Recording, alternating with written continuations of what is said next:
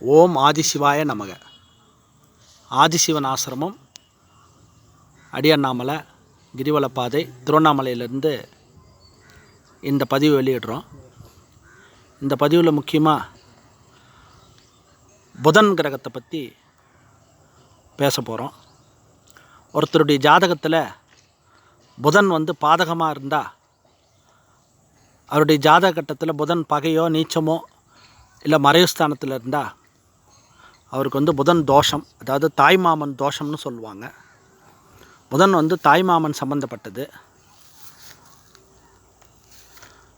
உடலில் புதன் பகை பெறுவதனால உடலில் வெண்குஷ்ட நோய், குஷ்டரோகம், இப்படிப்பட்ட தோல் நோய்கள் இருக்கும்.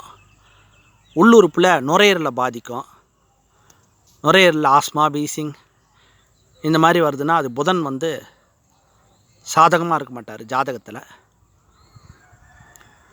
அந்த புதன் கிரகத்தினுடைய விருட்சம் நாயுருவி. அதுதான் நீங்கள் இப்போ பார்த்துன்னுக்கிறீங்க. இதுதான் நாயுருவி, பார்த்துக்குங்க. இந்த நாயுருவி சித்தர்கள் நாயுருவி கல்பம்னே சொல்லுவாங்க.